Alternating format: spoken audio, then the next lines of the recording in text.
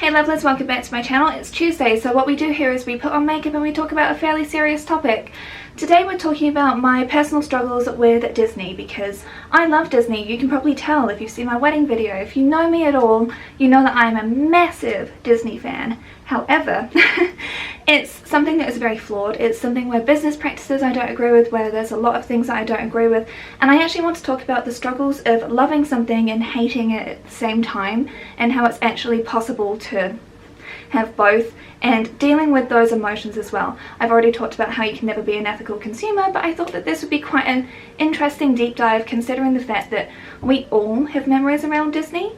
At least I've never come across someone that's never watched a Disney movie personally. And of course, all of the products I use are cruelty-free, vegan, and not owned by parent companies that test on animals. They're listed down below along with all of my sources. So Disney movies, Disney in general, is kind of corporate beautiful escapism. I'm gonna keep it simple. So basically from inception, I mean, like, if you want to know about Walt's entire history, like, it's pretty bleak. If we just boil it down to the time when Snow White came out, it's always been branded as sort of like this beautiful escapism, and Walt wasn't really trying to make cartoons that were just for children. It's actually aimed at literally everyone. I know that there's all the famous quotes, but yes, it is literally aimed at everyone. And really for Walt, it's like the first quarter of his life was honestly a very bleak one. The world was going through all sorts of issues, and I believe it was 1937 when Snow White came out, and it's almost been the same ever since. So as a child who grew up in the 90s, you could chuck on a cassette tape, 90 minutes of entertainment for you in a very clear good versus evil sort of storytelling. It was very easy to tell what was right, what was wrong, and good always prevailed over evil in the end. If you want to know the entire history of like people like Walt himself, there's lots of documentaries. I do recommend the channels Yesterworld Entertainment and Defunctland if you want to have like incredible deep dives into all sorts of stuff. And then of course once you're done watching this movie, you can like feel good, like feel hopeful about the world, because you've just seen like a triumph over something that was seemingly absolutely massive, and this typically like fairly normal person triumphed in the end. So it's all very positive stuff that you're seeing. So what's the key thing about these typically movies? They've got nostalgia built into them that both parents and children can enjoy. I've got to say, using free property from the public domain is a genius way to create characters that no one else can possibly use, and storylines that you can copyright. It is quite the business model. Wow. Elf are not playing around. The quite gruesome stories have obviously been whitewashed and made to be very simple. They're very palatable and like hopeful. Honestly, except for Pinocchio and Fox and the Hound, because I have still not recovered from those movies. If you're wondering like, why? Go watch them and then come back and comment, and then you can tell me, okay?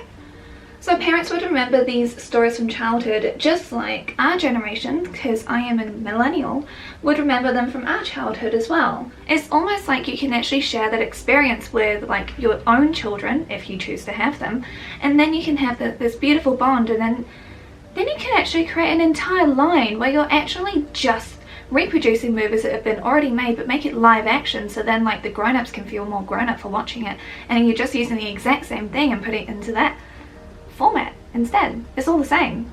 Imagine that kind of business model. It's almost like it would be guaranteed to work. It's almost like you're able to share the magic again and then relive your history in another interesting way to help you feel like a grown-up, because these are actual people playing these characters, or, you know, CGI that's made to look realistic. I don't... Oh! Yeah, how technically innovative some of these movies are. I would rather have an original story, please. They're just pandering to the intoxicating drug that is nostalgia. So let's discuss, what exactly is nostalgia and why is it so powerful? The definition of nostalgia is on the screen right now. There's a University of Arkansas in Little Rock. The girls from Little Rock. Professor Dr. Terry Richard has studied topics like nostalgia for literally decades, and here we go. People are drawn to the idea of looking back to what they see as a simpler time of what reminds them of things that they enjoyed when they were younger. So, for me, I would honestly just recommend watching the episode called Kodak from Mad Men, or I think it's Carousel, it's something like that, because that is one of the best examples of how powerful nostalgia really is, and why advertising in particular relies on it so much. And Disney, if anything, is a fantastic advertising machine. And obviously when you think about resurgences and the need for things like member berries, if you're not understanding the South Park reference, I don't know how to help you. Think about what has actually transpired that has like made people want to look back. Yeah, so in the 70s there were a lot of struggles around the Vietnam War and everyone wanted to look back on the 50s. More modern times, the GFC in 2008, and then you had Trump's inauguration, and then you've got probably the biggest global pandemic that's hit us since the Spanish flu, I think. You can fully understand why people would want to be looking back.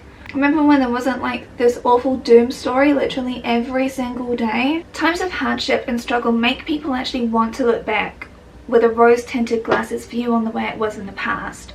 And it's not necessarily a bad thing, because nostalgia can actually make people feel more hopeful for the future as well and build resilience. So I'm not going to start bashing people for wanting to lean on nostalgia a little bit to be able to like deal with hardships that they're going through. And so I honestly think that it can be a really good thing to have something that you can look back fondly on. However, there can always be like that whole distorted vision thing, and why it's really important to stay rooted in reality as well, so then you're not living in like this alter life that isn't actually accurate or real at all. Nostalgia is kind of a commodity that is something you can sell. Sometimes contemporary appeals to something new just won't work and you have to make it nostalgic. But do Disney know that, and have they built their entire business model on that? Oh yeah, there we go, that's what we should have done. Hi! So let's talk about the actual dream, the corporation, and Walt's wishes. Walt liked white. Try saying that 3 times quickly, by the way, that was really hard to say. We're actually going to start talking about like the actual darker side of things and why I personally struggle with actually supporting Disney as is, and my own feelings around it, because there's a lot that has gone into Disney over the years that is very, well, let's talk about it. Anti-Semitism can actually be seen in most of the movies before and even up to the 90s. And of course racism can be really seen as well. Like there are so many videos on that. I'll actually link below a really interesting Jezebel article about this, and books that were actually used to show like what a trustworthy person was and what an untrustworthy person was. And you'll notice that the typical features tend to have like typically Jewish features or BIPOC features, and it's like being a race, being an ethnicity does not make you a bad person automatically. But it's been typecasted so much in Disney that it's kind of like put those ideas in our heads, like I said, from children, because you're exposed to it so much. And so then people can grow up believing this stuff. And that's what really is like this little brain wiggle in here that just really hurts me personally, because I'm like, why?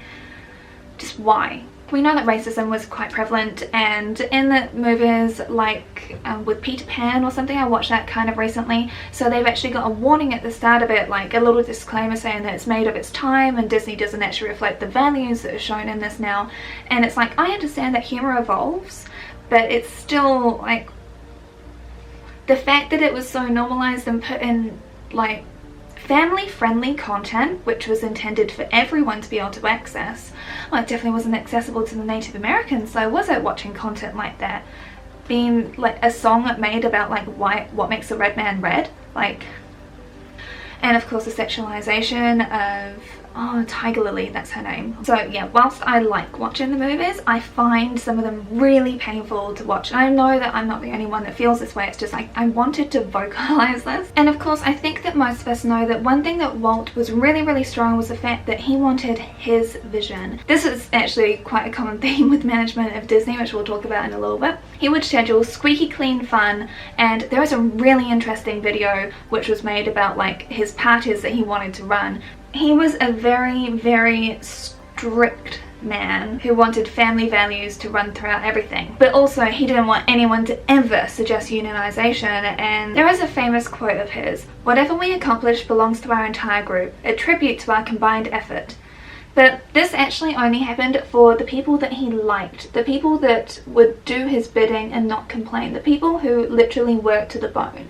Because Disney was a hard worker. Like I said, we know that he's had a really challenging past. Mindset of like, you have to make it yourself, no one else is going to do it for you, and if you're not working your butt off, then like you're not doing anything. Again, that kind of falls into the whole hustle culture mindset, which I really don't agree with because he made for more than work. But anyway, separate issue. He would only actually share the glory with people that he really liked, and he viewed female workers very poorly. And it definitely wasn't what you would call an inclusive view. He had his definite favourites, and favouritism was a big issue there. So that whole quote and that saying is actually quite inaccurate to the way that he actually did shell out praise to his team. Okay, this shadow is very pigmented, but it definitely does just go everywhere. Whew. In essence, Walt was a challenging man to work for. He was kind of like the epitome of capitalism, really, in my mind. He had very specific views about things, and he always wanted everything to be able to make money. Whilst I do really appreciate the creativity that he used to like try and instill in people, and like he allowed people to be more artistically expressive, like even in movies like Dumbo, Alice in Wonderland, like he wanted to push animation as far as he could, but he was definitely a challenging person, and he had some very scary mindsets. Like, if you want to know more, like he wanted to build a community that was kind of like based on like very white people, and for everyone to kind of like live in this Disney utopia. And yeah, like there's just a lot of problematic things about him. Whilst I appreciate a lot about him, no one's perfect. He was definitely a very flawed person. Now I want to talk about something which I took issue with when I was quite young, actually, because I noticed this then. Infantilize characters with some weird sex appeal. Now this may sound strange, but actually it shouldn't sound strange. This is a societal problem as a whole that I do want to make a video on if you are keen for it, because infantilization of females in particular, it happens a lot, and it's really disgusting because they're very much sexualized. All Disney characters, at least the good ones, have got very much features which are based on like a child. Like they've got giant heads, big eyes, they've got literally the proportions of a child, like a bobblehead, but then it's on a figure of a stereotypically, traditionally attractive woman. And of course there's an issue with characters who aren't white. They get aged up and they're actually sexualized worse. So you think about Esmeralda, you think about Pocahontas, Princess Jasmine. I would actually also argue Megara. So these characters are kind of like more objectified. And then I would also argue Ariel as well. Like, a lot came out after Splash and Ariel that I don't even want to know about in terms of people's fantasies and what has been created from that. Now look, I understand Rule 34 of the internet. Get your rocks off, whatever. It's a worrying concern because this is a trend. There's been such a long running thing. Like, why do you need to have an infantilized head on the body of a 20-year-old Instagram baddie? Then we've also got corporate collaborations. Always selling to the highest bidder. Now, Walt was collaborating before it was cool. Coca-Cola has been sold in his parks literally since they opened. So good luck to Pepsi. Not that they're really any better as a company anyway. You have Nestle for the iconic Disney ice cream, like the Mickey shaped ice cream. You've also got Dole for the famous Dole Whip. Now, if you want to suddenly hate pineapple, just look at Dole's history. They also collaborated with Chevron, General Motors, and AT&T, which I'm not in America, but I definitely know that a lot of people really don't love them. And so many more. I could go on forever, but they've done collaborations with as many brands as they possibly could. And that's probably the thing that's quite disheartening, because whilst I don't necessarily have anything about business, I have issues with exploitative businesses. And then all you need to do is see how it's continued today with the absolute pandering to the Chinese government about filming in the area where Yuki's are imprisoned and making products that we use. Knowing that a company that I enjoy the products of is tied to, it's where they're trying to ethnically cleanse an entire demographic of people because of their religion. Like, that is a very hard thing for me to reckon with, and I haven't reckoned with it. But I still have Disney Plus. This is what I mean. This is why I'm making this video, because it's I know that you can never be an ethical consumer, but it's hard. Now, the Yuki situation is actually really complex, so if you want to have like a very easy, accessible way to boil it down, there's a last week tonight video that I'll link down below that you should really watch. I'm sure that most people have watched it because it's a way bigger like platform than mine, but I'll still link it just in case you don't know about the atrocities that are actually happening there. Now I want to talk about Michael Eisner, Bob Iger, Jeffrey Katzenberg and the Pixar battle. As alluded to before, there have been many a battle of the white male egos at Disney.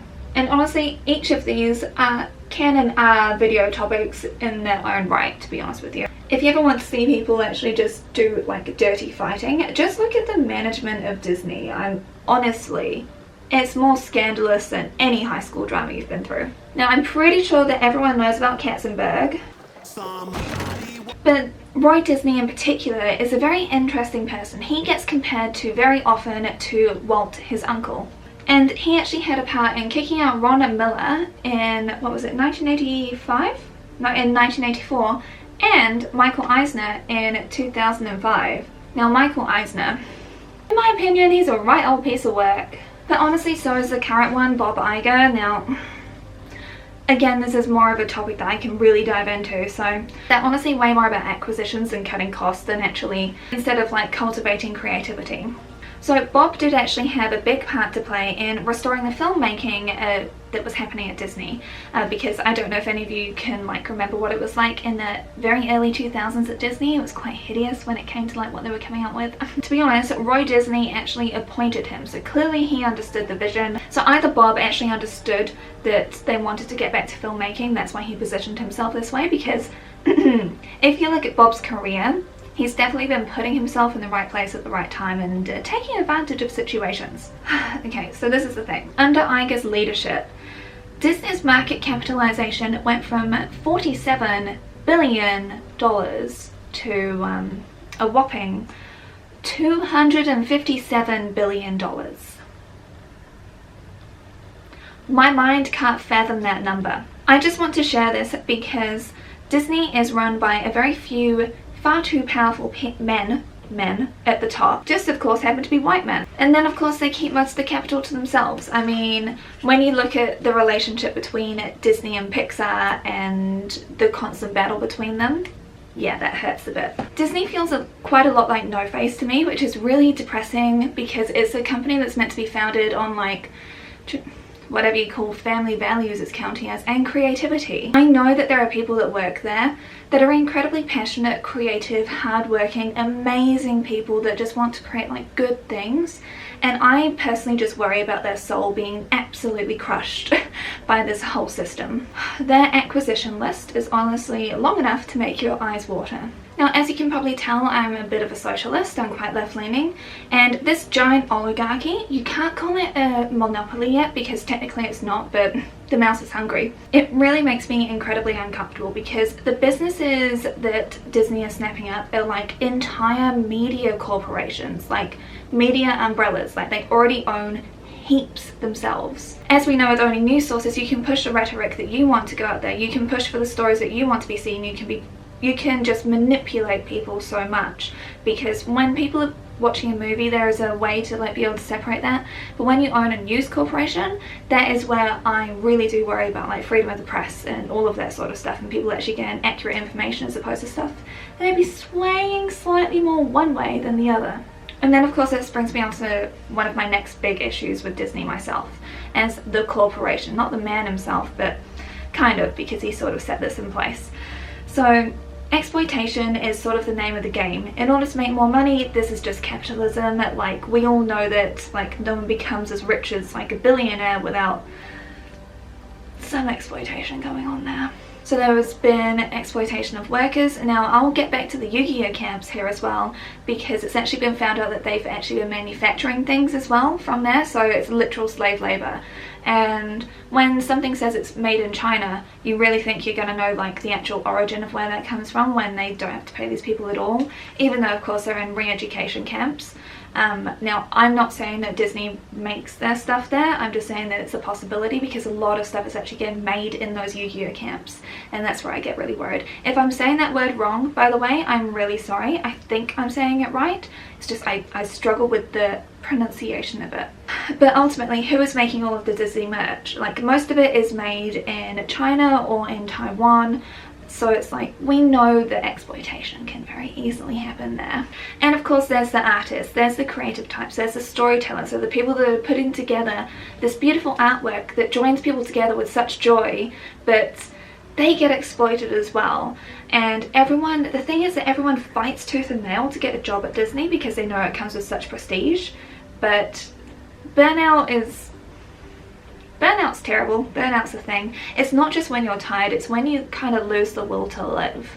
The thing is, in Disney's own documentaries, the cracks show quite clearly. So there's the behind the scenes at Frozen 2, there is Waking Sleeping Beauty, and anything involving Howard Ashman or Alan Menken as well. You can absolutely see like the difference between the corporation and the creatives, and the corporation squashing those creatives, and that's why I get a lot of issues with as well. The thing is that whilst you can tell like they were told a line to say, you can see within them like their issues with it as well, because of the way they're phrasing it. All sorts of issues come up to it. I'm just like, it's right there. You've actually okayed this to go out there and people can see the issues that people are having. Oh, and then of course you can copyright the heck out of everything and become a millionaire that way because Disney's great at all of those laws. This brings me on to my last issue, because I'm pretty sure that most of you would have thought that this would come up as my first, which is feminist issues. Now, I would want to do a deep character study on each of the females that are portrayed in Disney, but I didn't really know if nostalgia would actually sell enough to like warrant making those videos. But from making this video I can clearly tell like the potency of nostalgia and how like influential that is. I mean, just honestly like let me know, because even those of us who consider ourselves to be quite progressive, like that death grip is very, very strong. It's kind of the same way that people buy Harry Potter stuff even though they support LGBTQIA plus rights. It's a challenging thing because it would have to come down to a societal change, and I'm just really keen to hear your thoughts on all of this. If you made it all the way to the end, please leave a castle, this emoji right here, that would be great, thank you. And I'll see you lovelies again on Tuesday. I may have a video on Sunday reviewing something, I don't know. I'm working as much as I can. Anyway, thank you lovelies, I'll see you again very soon. Stay safe and take care of yourself. Bye!